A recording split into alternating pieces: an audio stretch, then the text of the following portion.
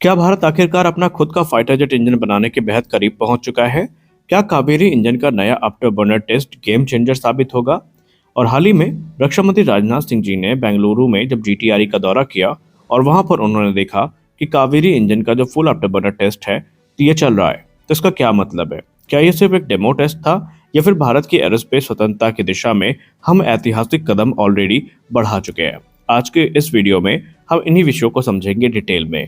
नमस्कार दोस्तों, आप देख रहे हैं इंडियन डिफेंस न्यूज हिंदी और आज के इस वीडियो में हम कावेरी इंजन की वर्तमान स्थिति, ब्रह्मोस एरोस्पेस द्वारा डिजाइन किया गया नया आफ्टर बर्नर सेक्शन और जो हाल ही में टेस्ट हुआ है उसको डिस्कस करने वाले हैं और इसका भविष्य क्या होगा इस पे भी हम बात करेंगे।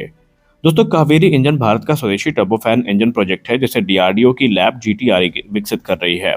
इसकी शुरुआत तेजस फाइटर जेट को ध्यान में रखकर हुई थी, लेकिन तकनीकी चुनौतियों के कारण यह समय पर तैयार नहीं हो पाया।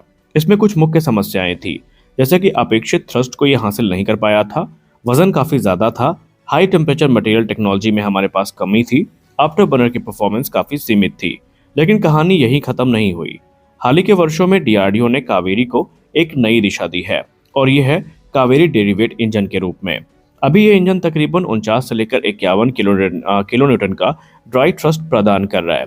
यह शक्ति वैसे तो यूकैब जैसे कि घातक यूकैब है उसके लिए तो पर्याप्त है, लेकिन फाइटर जेट्स के लिए यह अभी पर्याप्त तो नहीं मानी जा रही है।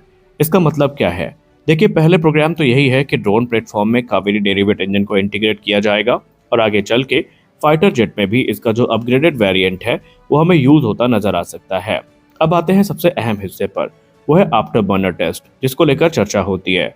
लेकिन उससे पहले हमें जानना जरूरी है कि आफ्टर बर्नर करता क्या है।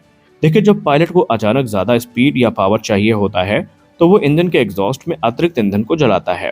इससे थ्रस्ट में भारी बढ़ोतरी होती है। पुरानी कावेरी इंजन में जो आफ्टर बर्नर की सीमा थी वो काफी सीमित थी और वो 73 किलोन्यूटन का ही थ्रस्ट जनरेट करने में सक्षम था। अगर इसकी तुलना करें F404 से, जो कि मार्क 1 और मार्क 1 अल्फा में लगा है, तो ये 49 किलोन्यूटन का ड्राई थ्रस्ट और तकरीबन 84 किलोन्यूटन का जो वेट थ्रस्ट है आफ्टर बर्नर के बाद वो जनरेट करने में सक्षम है। यानी यहाँ पर आपको 70% का जो थ्रस्ट बूस्ट है वो देखने को मिल रहा है। तो कावेरी यहीं पर पीछे रह गया था। अब सवाल ये उठता है कि जो बड़ी खबर सामने आई है वो क्या है। देखिए, ब्रह्मोस एरोस्पेस के सहयोग से नया आफ्टर बर्नर मॉड्यूल तैयार किया गया है, जहां पर टारगेट है कि 81 से लेकर 85 किलोटन का थ्रस्ट हम जनरेट कर पाएं और अगर ये हासिल होता है तो ड्राई थ्रस्ट से 60 गुना ज़्यादा या 60% से ज़्यादा बढ़ोतरी होगी और ये इंजन को आधुनिक लो बाईपास टर्बोफैन के स्तर के करीब लेके जाएगा। हाल ही में रक्षा मंत्री जी के सामने इसका फुल आफ्टर बर्नर टेस्ट किया गया था और ये सिर्फ एक शो नहीं था, ये डेमो नहीं था, ये वैलिडेशन और सर्टिफिकेशन की शुरुआत है। आपको पता ही है कि जीटीआरई ने 2026 का टारगेट रखा है कावेरी इंजन को सर्टिफाई करवाने का और ये वही वैलिडेशन और सर्टिफिकेशन टेस्ट की शुरुआत थी। इसका रणनीतिक महत्व भी काफी ज्यादा है। यह तकनीकी सफलता से ज्यादा भारत के लिए एक रणनीतिक बदलाव है। भारत अभी तक जेट इंजन के लिए अमेरिका, रूस और फ्रांस पर निर्भर रहा है।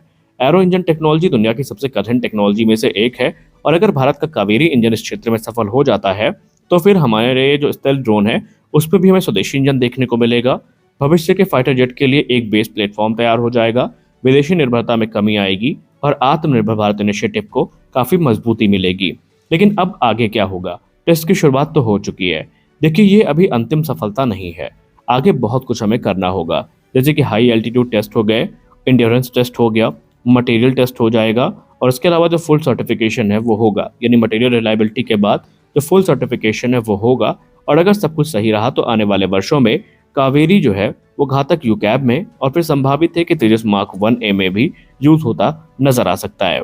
यानी भारत अब कावेरी इंजन को काफी गंभीरता के साथ ले चुका है, लेकिन एक रिपोर्ट ये भी इंगित करती है कि शायद मौजूदा कावेरी इंजन हमें जो तेजस है उसमें देखने को ना मिले। लेकिन ये सर्टिफिकेशन अगर पूरा हो जाता है 2026 तक तो ये कावेरी 2.0 के मार्क को प्रशस्त जरूर कर देगा। आज के इस वीडियो में बस इतना ही। मिलते हैं अगले वीडियो में, तब तक के लिए जय हिंद।